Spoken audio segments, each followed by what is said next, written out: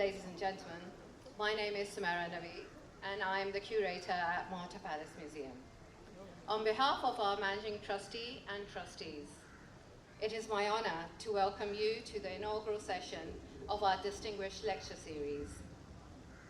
The series brings together 3 distinguished international scholars whose work spans archaeology, history, and classical world. This reflects Mahota's ongoing commitment to fostering intellectual exchange and deepening public engagement with culture and heritage. The talks are Dr. Salima Ikram, which is of course today, Dr. Eduardo Manzano Marino on the 9th, and Dr. Robin Lane Fox on the 10th, each offering unique perspectives rooted in decades of scholarship and research. Please do sign up for them if you haven't yet. This initiative has been made possible through the collaboration of the Lahore Literary Festival. With it, Mahota Palace Museum serves as an extension of LLF here in Karachi. We are equally indebted to Endowment Fund Trust, Dawn, and Ferosans Labs Limited for their generous support, which has been instrumental in bringing this initiative to life. Now coming to Professor Salima Ikram, a distinguished Pakistani Egyptologist and one of the most celebrated voices in the study of ancient Egypt.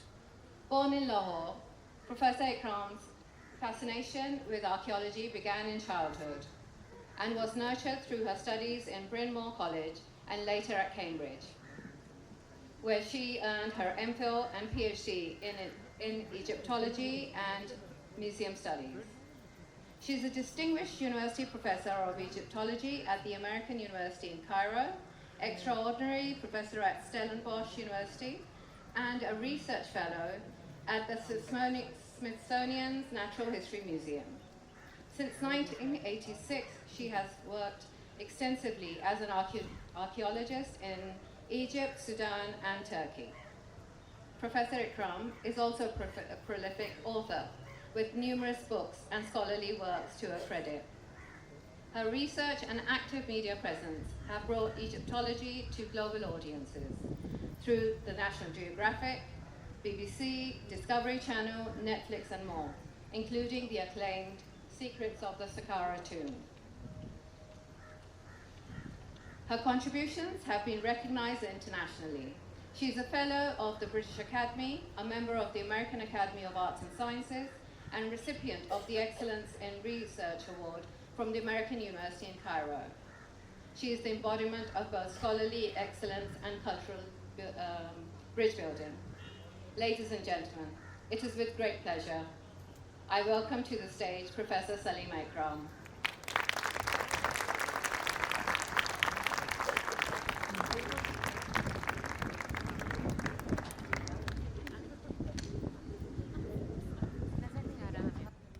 Thank you very much for this introduction, and thank you for the very kind invitation to speak here at this most beautiful building, which has been gorgeously renovated and is really a cultural hub for all of Karachi.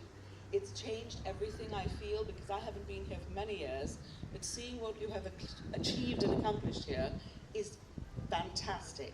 And also, I am grateful to all my friends and family, and I hope I don't disgrace you today. And if I do, don't tell my mother. So I'm going to say that some of what I'm going to do today is, if you don't like it, blame Hamid Harun, because he suggested some of the things that I should do, so we'll see how it goes. So, from the Indus to the Nile, and what I am going to try and do is to introduce you a bit to ancient Egypt, but also talk about the combination of these two extraordinary civilizations. Mm-hmm. Oh, sorry.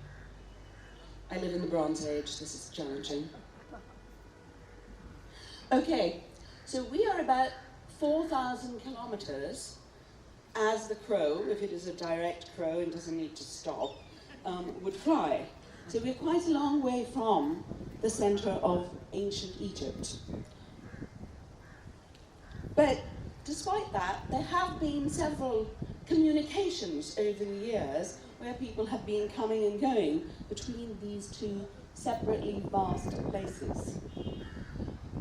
Ancient Egypt has managed to command popular imagination. It's managed to enthrall us in so many ways, which is perhaps why you're all here today, because you do live with the Indus, with Mohenjo-daro and Harappa, and perhaps you don't pay as much attention to it as you ought to, but at least you're here for ancient Egypt. Now, ancient Egypt has also exerted a spell over people for millennia, and you can see it in all sorts of things, such as the architecture, often associated with mausolea, whether in Egypt or abroad, and often in Masonic temples all over the world, because the Masons saw themselves as the inheritors of the ancient Egyptians and the craft. Sometimes, of course, things are not quite as sublime. Even young children are influenced by ancient Egypt at the Memphis Zoo, and if you go and see the films in Cleveland, you too can go to the Egyptian theatre. So we go from the sublime to the slightly ridiculous. The Luxor in Las Vegas, where you can in fact go on boats in the Nile and hop off at the baccarat table if you want, go and play with the one-armed bandits and do what you will. Or if you're in the south of Italy, sadly, Tutankhamun is selling pizza, because obviously his other job didn't work out. The ancient Egyptians influenced art through the ages. I mean, they actually influenced Greek art, but we won't go into that here. But you can see how all sorts of things were Egyptianizing, and even the Cubists were very much influenced by ancient Egypt. And that was really a huge thing, because Picasso, Klimt, Klee, all sorts of people were very much involved and changed their way of looking because of Egyptian art. It was how the image was formulated. And those of you who are in PR, the Egyptians were the best people at PR, because it's just a big image conveying a lot of information like this.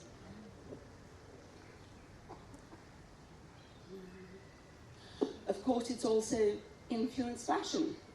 Many Hermès scarves and other things have all been inspired by different moments in ancient Egyptian history. And your Nike sneakers can also be something that Tutankhamun would have been happy to have worn. Obviously, Hollywood and film culture all over the world has been influenced by ancient Egypt. We start off with the magnificent Boris Karloff, The Mummy. We move to The Night of Counting the Years by Shadi Abdus Salam, which is one of the best pieces of Egyptian cinema, stark and magnificent, as well as historically accurate.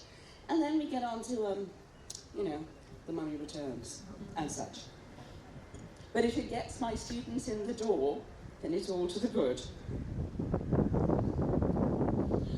Here, even in Karachi, we have inspiration from ancient Egypt, because you can see pyramid productions, PED, pyramid logistics, because if you can build a pyramid, you can move anything, you can do anything.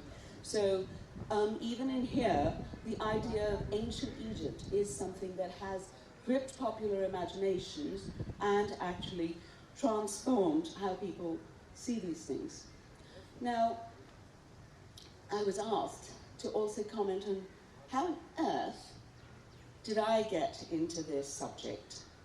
Because I am, as far as I know, thus far, the only Pakistani, yes, I still have a passport, Egyptologist in the world. So how did that happen? Please record this moment for my parents, because they were so not happy. They gave me the Time Life book of ancient Egypt when I was 8 years old, allegedly from my brother, who was in the womb, and they wanted me not to hate him. Didn't always work. But anyway, I looked at this book, I saw the things in it, and I was mesmerized. I couldn't believe it. The Minoans had been nice, but the ancient Egyptians, who would have thought it? And then, when I was 9.5, we went to Egypt. And my father probably regrets this, because then it sort of cemented my love of ancient Egypt. And I said, I will be an Egyptologist. And they said, ha, beti, badi achhi baat hai. Let's go to some museums, let's look at this. Can you just do your maths a bit better? So, you know, that happened. I went off to college. I went to Bryn Mawr with my friends. And my parents said, so what are you doing? I said, I'm doing archaeology, obviously. And they're like, nee, kya kar rahi ho? So we did economics, very badly. We did psychology, slightly less badly. But we kept doing things badly, maybe to prove a point. So anyway, I managed to do the Egyptology, tell my father that it doesn't matter if I'm poor, I can wash dishes, and I have a liberal arts education, so I could possibly become a vile banker if necessary. So anyway, I managed to persevere. I went on to Cambridge and finished my MPhil and PhD, and then, quite by accident, by the grace of God, who decided that this is clearly something I needed to do, was brought into the fold to become an Egyptologist. So that's how that happened. But along the way, there were the questions. But before I go further, I want you to turn around and look over there. There is a monument. That monument is actually an ancient Egyptian obelisk. So here at Muhatta Palace, you are looking at also a symbol of ancient Egypt, a symbol of the sun god, bringing power and grace to this area.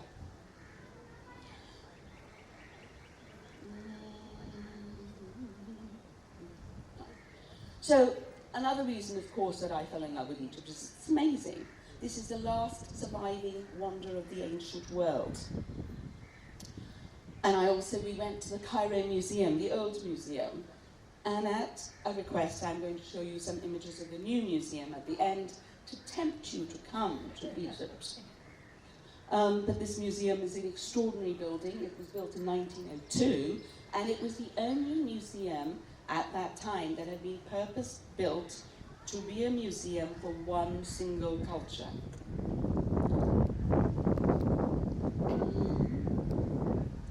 It houses the most extraordinary artifacts.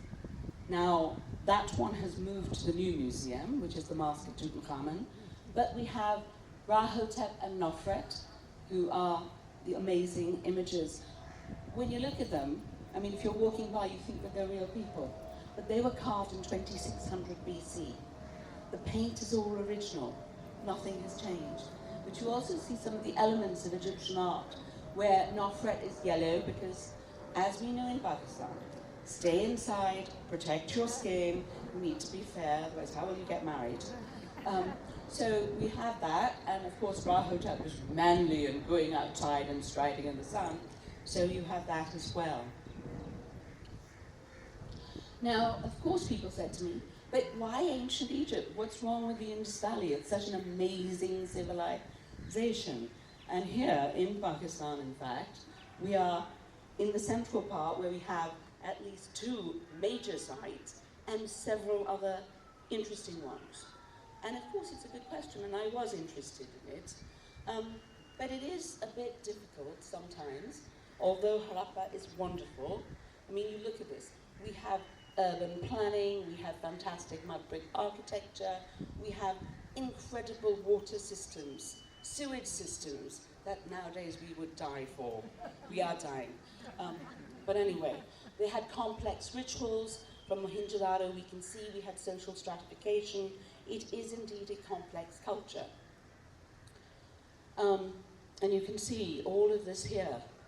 We have wells, we have water, we have organization. It really is a phenomenal setup.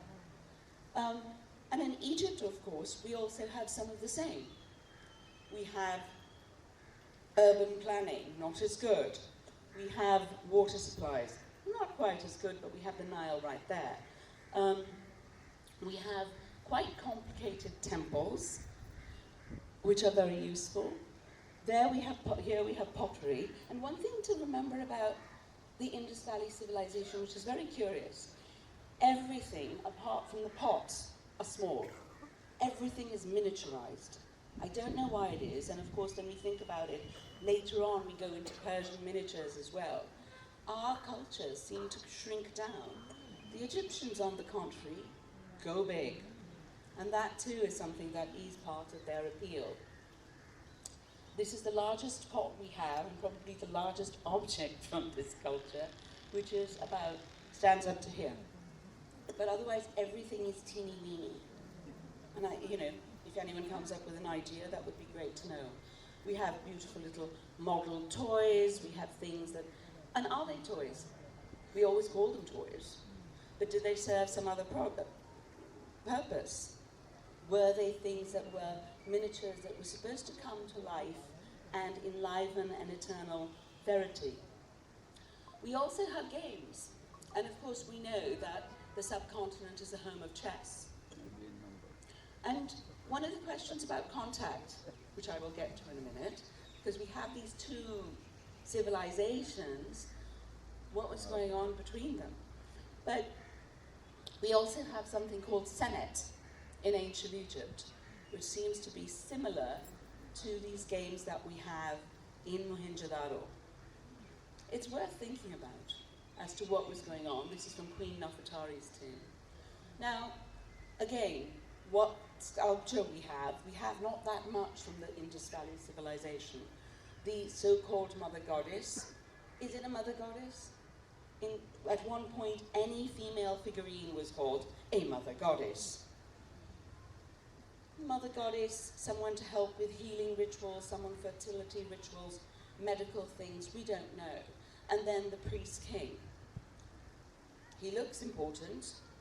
He's a bit small, as you know, but is he a priest, or is he a king, or is he merely a high official, a nobleman? And then the dancing girl, absolutely charming, but maybe just sort of an elite person or a non-elite person with a lot of good zever. Now, for us, of course, in Egypt, it's a bit different. We do have statuary, and we do have small statuary, but the majority of our things tend to be monumental. We try to be big. Of course, some of it is associated with kingship. These are all royal statues. But the king is making a propagandistic statement. So it's all about being big and being important and making a statement about power and control. And that is really an important thing for us. But what was going on with the Indus Valley? They were not using much of their art as propaganda. So that's, again, a difference that we have between the two. I mean, nowadays, until recently, people have been using art as propaganda. Used to go into places that our rulers' photograph was everywhere. The ancient Egyptians, you can see how large this temple is. It's spectacular. This was made by Ramses II to intimidate. It was to scare people. It was to scare the Nubians into realizing that the god king was living and that he was here and that he could come and do a variety of things with you.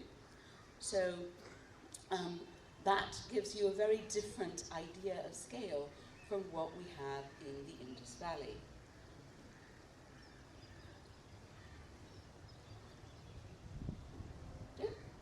Now, we know that the Indus Valley civilization, we had water, we had baths, we had drainage, we had sewage, we had houses. We might have had an administrative building. Did we have palaces? What happened about the temples? What was going on? So there's a lot that's mysterious. I want you to pay attention, please, to this. Here, you can see he's wearing horns. So people have said that this must be some kind of deity. Now, we have horned deities in Egypt, a lot of them, but of course we know a lot more about them. Because our horned deity from the Indus Valley doesn't seem to have anything to do with cattle or with the so-called unicorn, which is supposed to be very important creations. So some people have posited, are these gods that you see with the horns, do they have anything related to contact? Is it anything to do with cross-cultural fertilization? Now, the ancient Egyptians have a vast pantheon of gods, as you can see. But in the Indus Valley, it seems to be much more limited, and we're really not clear on who's a god or not.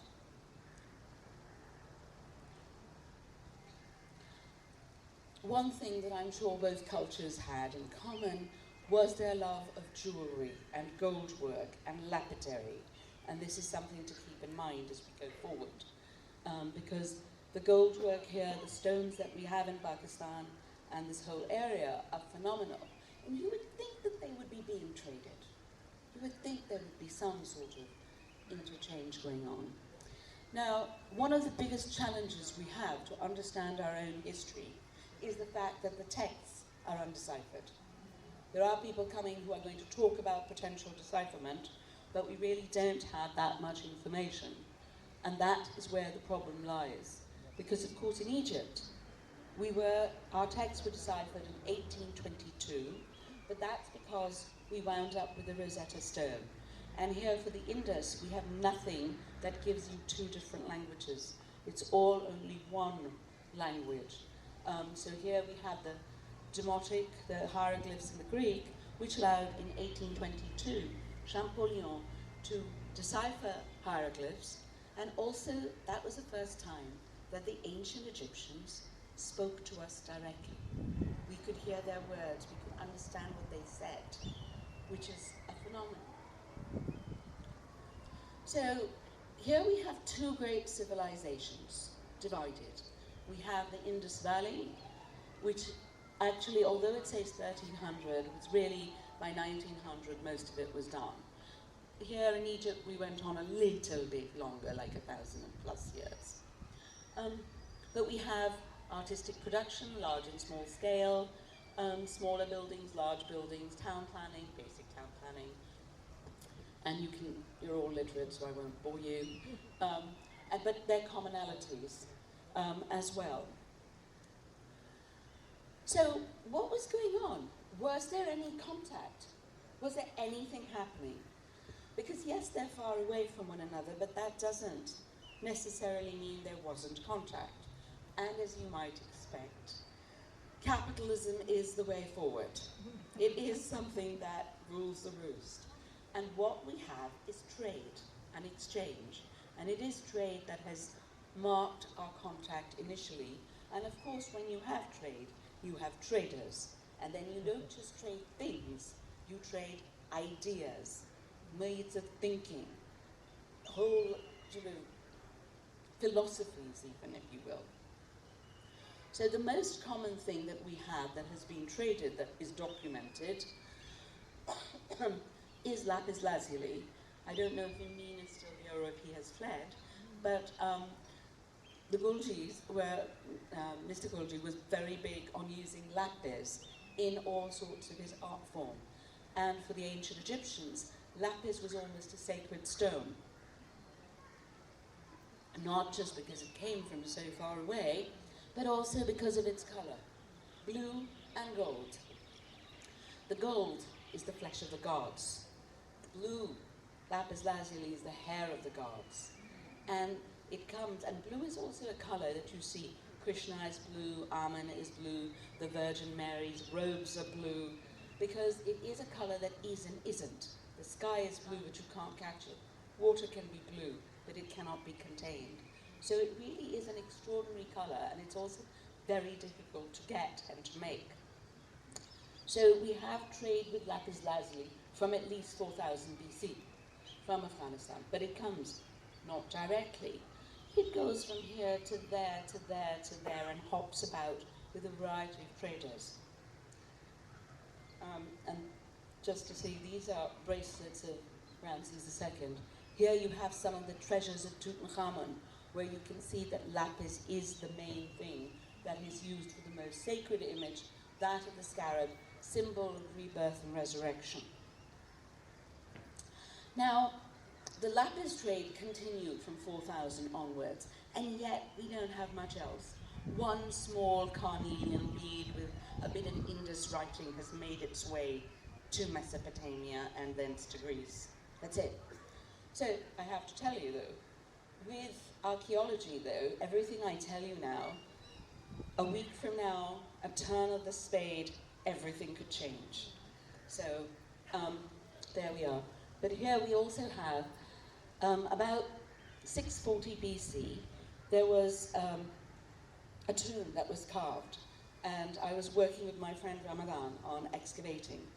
And we found this intact area which had all of these pots labeled with what their contents were. And these were part of the whole mummification assemblage. And this is where you can see in Saqqara. Now, one of the things that, of course, people are enamored by are mummies. Now, the mummies are really a hallmark of ancient Egyptian culture because the idea was that you can preserve the body and thence the soul could reanimate it. So the mummy is the artificially preserved body of a human or an animal, and the word mummy comes from mum or mumia, which actually is not just wax, but it's bitumen from the Mummy Mountain in Persia. The Egyptians believed that your soul, the ka, which was your body double and as your soul, your ruh, the ba, which was another aspect of the soul that could flit about the world, and then the ah, which became one with the eternal stars. So they had a very complicated understanding of your spiritual being and your life after death. Pat your head or use a crochet hook kind of thing to remove your brain, and then you wash it out and then pour molten resin in so that your cranium doesn't implode. After which you make a cut on the left side, take out your internal organs, wash them, and make sure the dogs don't get them, as you can see over there. And then you dry the body as well as the internal organs in something that is called natron, which is basically a combination of salt and baking soda that occurs naturally in the Wadi Natrun in Egypt. It defats, great for your diet, and desiccates. Now that goes on for 40 days. So you see also 40 days of mourning that we see later on is an echo of this. After that, there is a whole thing of re-washing the body gently, so you don't rehydrate, anointing it with special oils and resins and things, and then wrapping it up. And this takes 30 days, and as you wrap, you put an amulet.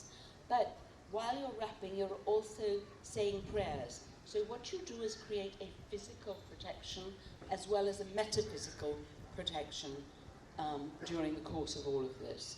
And in between, you're putting in these amulets. And these amulets are there at specific places pointed out to protect you and make sure that your body is safe.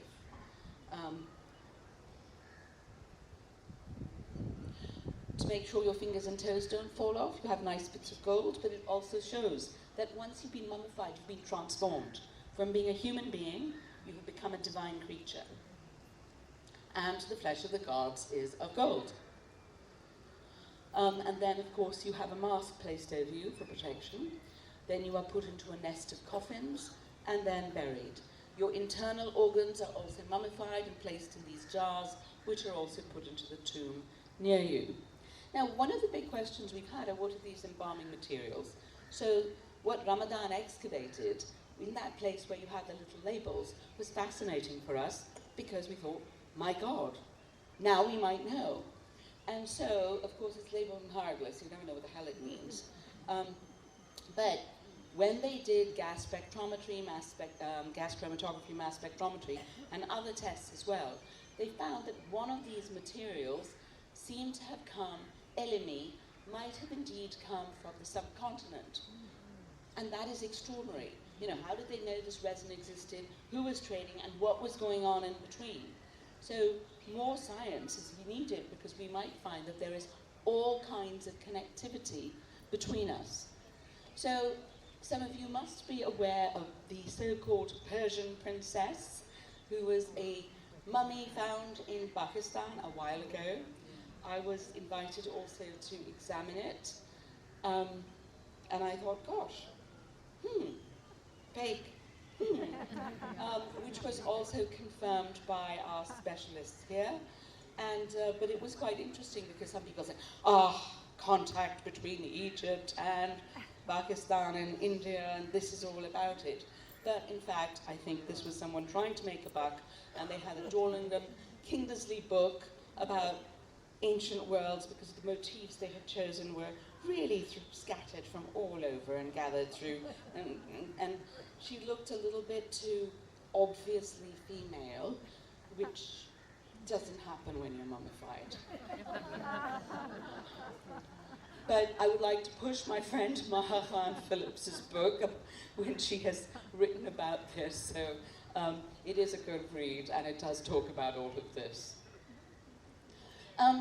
So now to return with this little after the Persian princess to links with Egypt.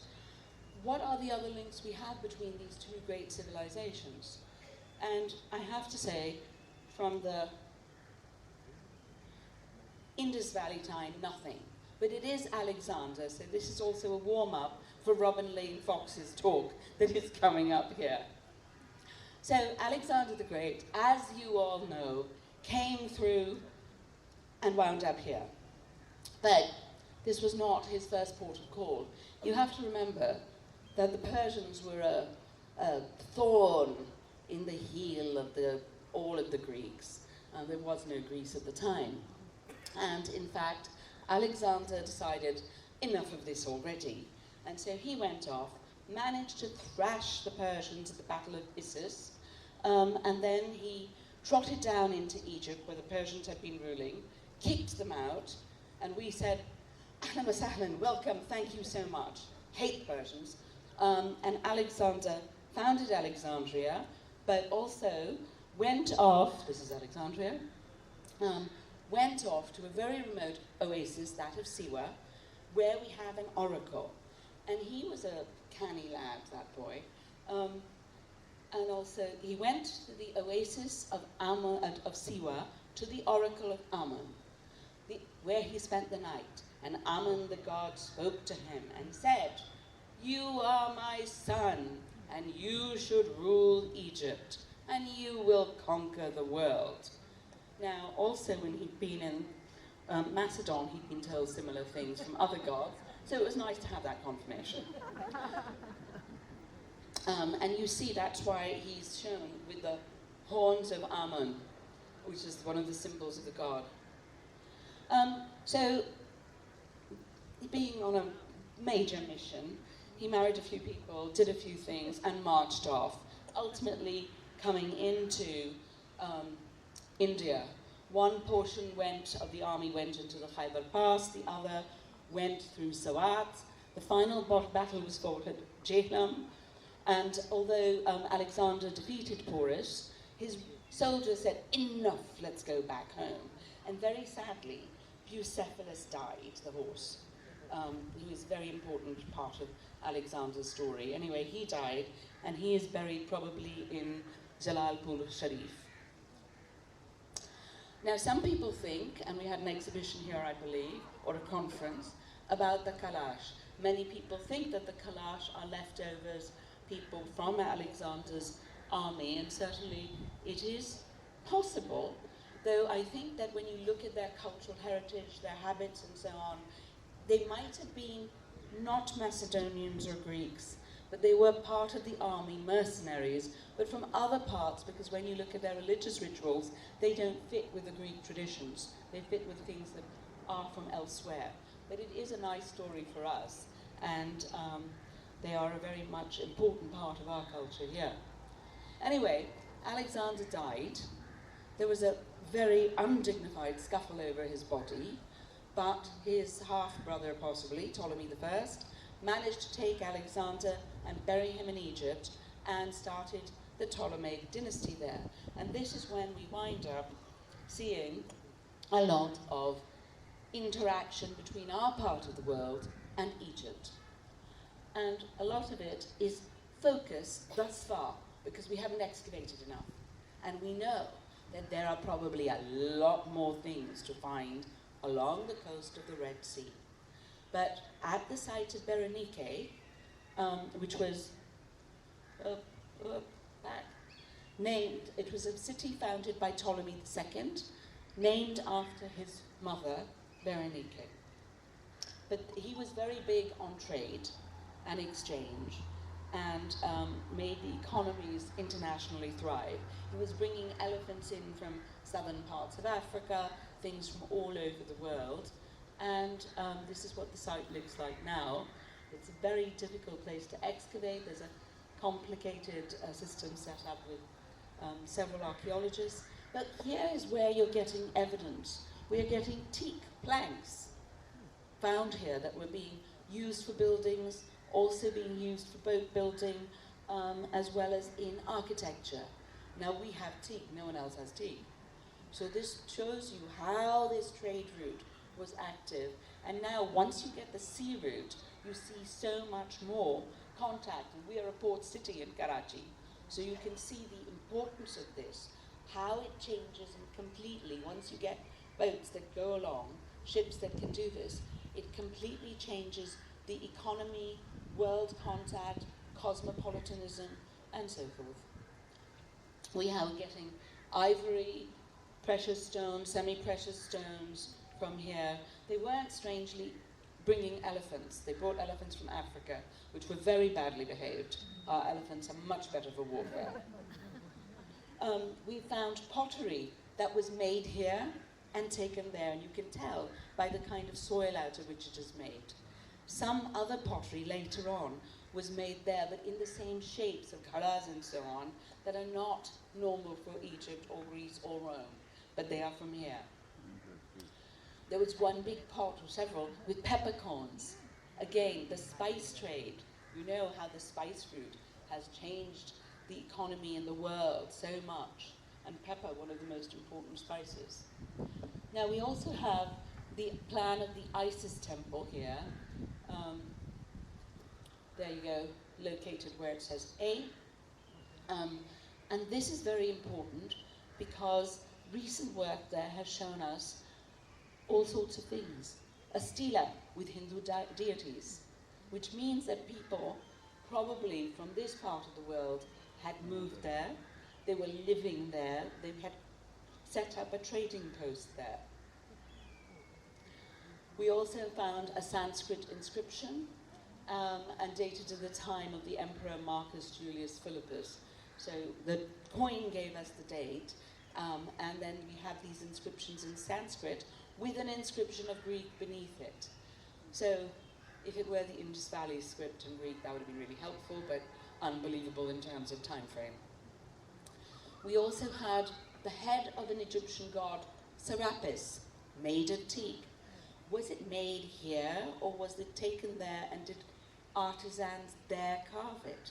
Again, this idea of contact, the idea of different cultures melding together and coming up with sort of a third culture is extraordinary. And this is what, Serapis, who we have, he is someone, in fact, the Ptolemies made up to try and unite the native Egyptians with the Greeks and the other people who had been brought into Egypt. So he was supposed to be the sort of universal deity trying to link everyone together. And this is one of the jewels in the crown. This was a statue that looks like a Buddha statue. The stone is from Turkey, from near Istanbul. And of course, when you look at it, you would immediately think it's Gandhara, right? Except it isn't, because why would you take all that marble, bring it here, and then bring it back? So it was carved there. Who carved it? Was it artisans from here? Or was it artisans from Egypt copying things?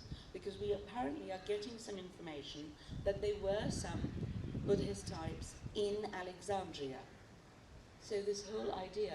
Now, of course, you're familiar with Gandhara, but also look, this is the 2nd century AD. It's in the Acropolis Museum. This is a combination of the god Osiris plus Dionysus, and the iconography and the way the clothing and so on is fits very much into what we know from here. So you can see that there was a huge amount of cultural mélange during the Hellenistic period that we are only beginning to scratch the surface of, and there is so much more that we can learn. So I mean, you can see things that were made here as well as the Greeks, because you know that the sideways look, this was always Alexander's pose. So you can see these kinds of things. But here, this particular pose that you're seeing here, you start seeing in Egypt. So you can't start seeing poses, drapery, iconography, fusions between both places. So by this time, they must have been whizzing across the ocean, doing all kinds of things.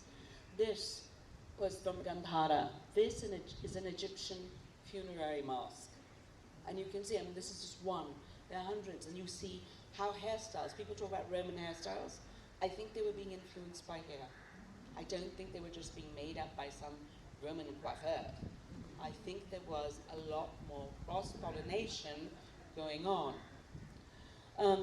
Here we have Shiva, and there we have Harpocrates, and you can see just the amount of fusion that is happening. So studying this kind of transference is very much in the new, happening. So in order to see all of this, you need to come to Egypt. And I am now going to show you a little bit about the Grand Egyptian Museum as requested before wrapping up. So as you know, we have a new museum that was opened just last November. And it is grand, it is very, very big, planned for at least 2 days. Take a wheelchair, it's faster. But there's the grand staircase where there's also, there's an escalator, don't despair, where you can see the kings of Egypt, changes in time, changes in art, some extraordinary pieces of architecture as well. Treasures, such as Queen Heteperi's tent. She was the mother of King Khufu. So this dates to about 2600 BC, 4,500 years ago. We have statuary of all sorts, kings, private, individual, princesses, priestesses, nursemaids. This is a wet nurse. And of course, this is a marvelous piece. It has been put together by Dr. Hurik Suruzian, hundreds of pieces, but it's done like this because she keeps finding in storage magazines ones that fit. She has an amazing 3D visual puzzle mind, and so whenever she finds something, she sticks it in. And so these statues become increasingly complete. And of course, the jewel and the crown, King Tutankhamun. These are the stocks for his fans. This is some of the jewelry, the hammered gold, the inlays, the shrines that contained images of the gods. This wonderful calcite vessel, which is beautifully carved. And imagine, they only had copper, bronze, alloyed tools. And this is made with Egyptian alabaster, friable at the best. When you put the oil and light the wick, you can see the image inside, which is a loving image of the king and his wife. But otherwise, when the light's not burning, it looks beautiful, but blank. And of course, the last but not least, we have the mask of Tutankhamun in all of its glory, shown for people to enjoy and see and revel in, because it is an extraordinary tour de force of the goldsmith's work, and is really something worth coming to see, where you can see the chasing in and out of spells to protect his head, his shoulders, and make sure that this king makes it safely from this world to the next. So thank you very much, and I hope you enjoy your brief foray.